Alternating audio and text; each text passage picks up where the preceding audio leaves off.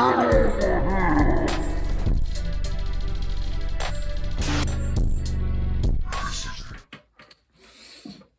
check it. I've been Mr. Nightmare video, man. So I've been watching Mr. Nightmare, no DR, no Dick Green, for like 4 to 5 years, bro. At least I've been watching Mr. Nightmare for about 4 to 5 years. And recently, Backstories been getting a little motherfucking dark. Like people been dying. Like I don't think back in the day, like I can't name a handful of videos that at the end, at least it was like unsolved and some shit like that. That he'll do videos that, you know what I'm saying, that people been dying or near dying or something like that. But recently, these motherfuckers been deep. Boy, I ain't gonna lie to you. And it's crazy how everybody do different stories about different shit. Everybody just don't do the same video, like even like different content, you know what I'm saying? Different folk don't do the same video. I like that shit. No, like different stories, like true crime stories. I be liking that shit, folks. Sometimes, well, I don't even want to hear that same shit. I ain't gonna lie to y'all, like. Hold on. So I'm gonna shut this shit here, right? Alright. Oh, there it started. Alright.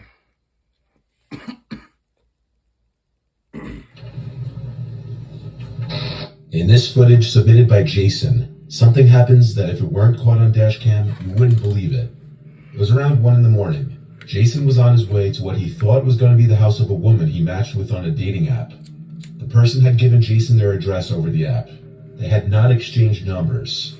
After putting the address into his phone, he realized that not only was the address 20 minutes away, it was also in a less desirable side of town. Against his better judgment, he got... Against his better judgment, Jason would think he would hit deep. That's what that is.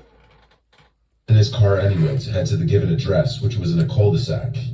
After entering the cul-de-sac, he realized all 3 houses had all their lights out, and when he tried to message the girl he matched on the dating app, she would no longer answer.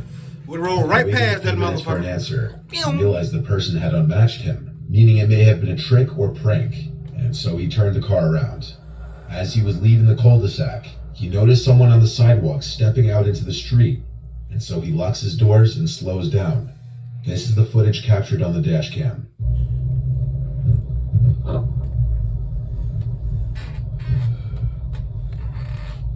Oh shit. Oh boy, I would have stopped that car, boy.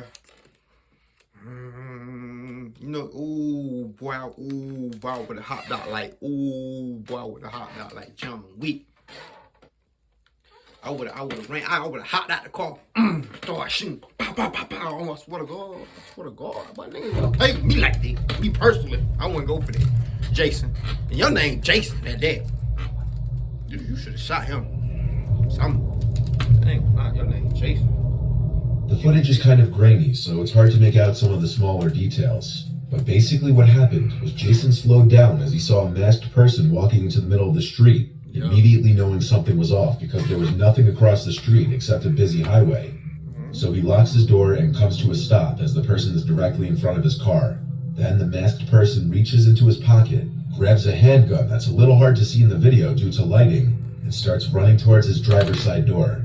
Jason immediately steps on the gas and drives past the man, who then tries to open the door, which thankfully was locked mere seconds earlier. It's hard to see unless you pause and zoom in, but the man in the video was wearing a creepy smiling mask. The man didn't fire any rounds, but that's also under the assumption that the gun was even loaded or real. It's not. I would have shown him who loaded it, who ain't. Guns in scenarios like who this. Real, who ain't. What was strange about this was while even though it was in a less desirable end of town, it was still a very residential block right next to a highway. So it was a slightly questionable. Fellas, if you get yourself into a situation like this, keep going. They ain't answering. They block you. You know what I'm saying? Text you when you say you down on the way or whatever. Just don't hear about it. You know what I'm saying? Just, you know what I'm saying? That, you know what I'm saying? Cause, you know, gonna get set up like dude here. Okay. To pull this. However, it doesn't take a detective to put the pieces together that this was a setup through the dating app to lure some unsuspecting guy to a dead-end road in order to rob him at gunpoint or worse. According to Jason, the spot in I'm which just the man playing, stepped y'all, into for the real. street was out of view of any houses, as it ran alongside a long fence and bushes. Jason reported the whole incident to the police, including the given address. Jason was accompanied with a police officer to knock on the door of the address in question the next day, and an older woman who claimed to live alone answered the door. She claimed she had nothing to do with it, and that's obviously pretty likely to be the truth, meaning a random person simply chose that address because the street was low-key and hidden, debatably a perfect spot to try and set somebody up. Luckily, Jason didn't decide to stay put and got away without harm, because who knows what could have happened. Right, I could have died. Before the next clip, I just want to talk about today's sponsor, Aura. I read a lot of horror stories on this channel, but a growing horror story in America that more and more people are falling victim to is identity theft, with there being a new victim every 14 seconds. Identity theft is not a joke, Jim. It's identity theft protect. I personally, on the more private side, constantly alert. 23rd, 2016, the day before Thanksgiving, a fire began on the Chimney Tops Trail in the Great Smoky Mountains National Park. The fire was sparked by a group of kids playing with matches in the woods, and it was fueled by unusually high winds. Flames erupted in a remote area with steep terrain that made access to the fire difficult for firefighters. Crews spent 3 days working to create a containment area lower down the mountain. Helicopters flew overhead doing bucket drops to attempt to slow the spread of the fire. On the 4th day, winds picked up and the fire spread, but the Gatlinburg fire chief said projections showed no immediate threat to Gatlinburg. Despite the predictions, on Monday, November 28th, dry weather and extreme winds caused the fire to grow rapidly. That evening, wind gusts of up to 87 miles per hour sent embers flying into Gatlinburg, wreaking havoc on the city and surrounding communities. Town officials reported that evacuation alerts were sent out to residents' cell phones, but many residents said they never received any alerts. 14 people were killed and 191 people were injured in the fire. The flames destroyed nearly 2,500 homes and left residents' cell phones, but many residents said they never received any alerts. Kids need to be in jail. 14 people were killed and 191 people were injured in the fire. The flames destroyed nearly 2,500 homes and left an estimated $2 billion worth of damages. Resident Michael Luciano recorded his and his stepbrother's horrifying escape down the mountain. During the drive down, just about every single passing cabin is seen engulfed in flames. Yeah. That is like they driving through hell, literally. Come on now, mister.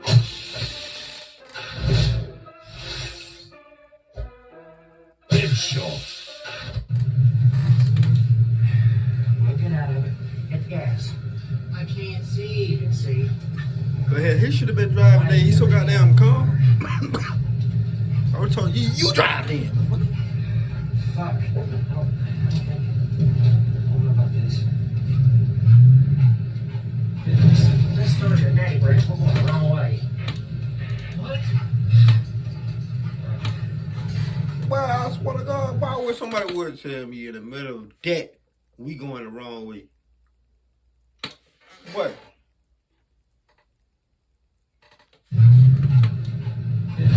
This story's a day, Brett. We're going the wrong way.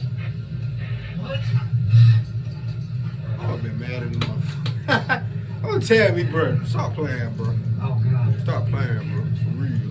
Nigga would have to see me. And at multiple points, the two men find themselves stuck behind fallen trees. I can go through it. Go through it. I can't. Yes, you can. In that truck, you can. I'm trying on the left side where these sticks are short. They let me start.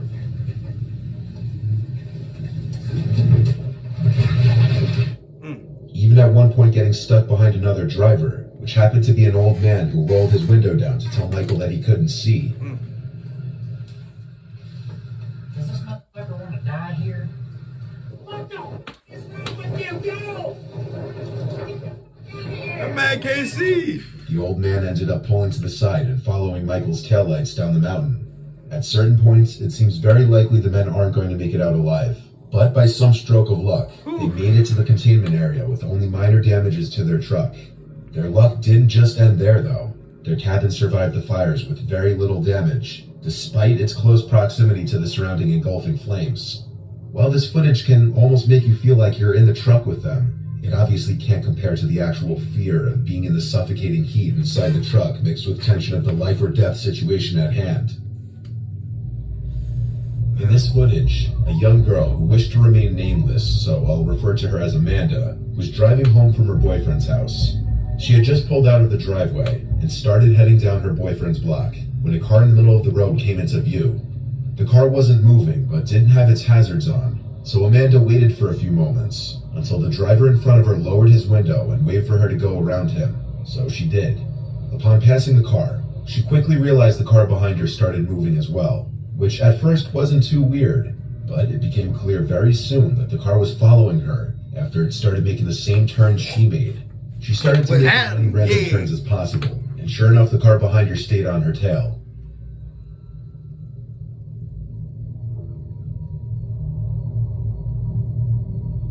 Oh yeah. Yeah, I would've called my folks. She then calls her boyfriend, which I muted at her request for privacy. And she explained to him that somebody was following her. He reassured her to keep calm and all I would have told her to do, come back to my house right quick. Just come back right quick. Been outside with some big, ooh, they gonna stop a car. You feel me? And y'all know me. Y'all know I got some bullets that gonna stop just drive to the nearest motor police vehicle, station. nigga. So she looked up the nearest police precinct, and when they were only a few blocks away from it, the car behind her turned the opposite way, likely because they knew she was going to the police station. Still on the phone with her boyfriend, she told him the car behind her turned a different direction, so her boyfriend assured her she should be fine to go straight home. Just be cautious. Amanda drove home after this, which was in the same town, so it was unlikely to be a long trip home. She even checked to make sure the coast was clear before parking her car and going inside.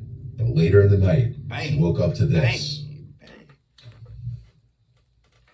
Wait, what? I missed that. I'm sitting here She talking. even checked to make sure the coast was clear before parking her car and going inside. But later in the night, she woke up to this.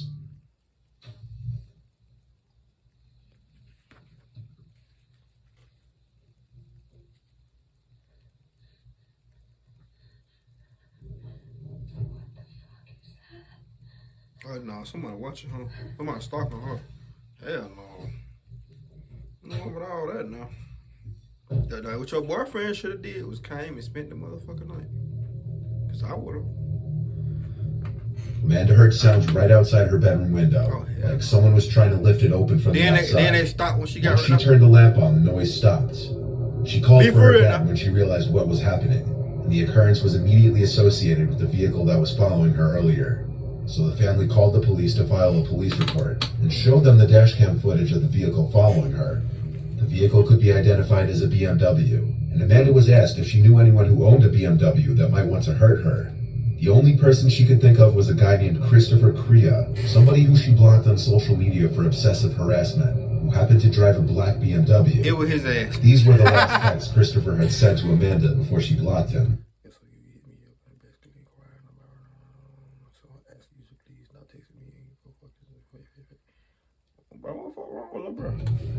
Christopher happened to know Amanda's boyfriend personally through mutual friends, and through those connections, he knew where he lived, so the idea that this Christopher guy waited outside Amanda's boyfriend's house suddenly became a possibility.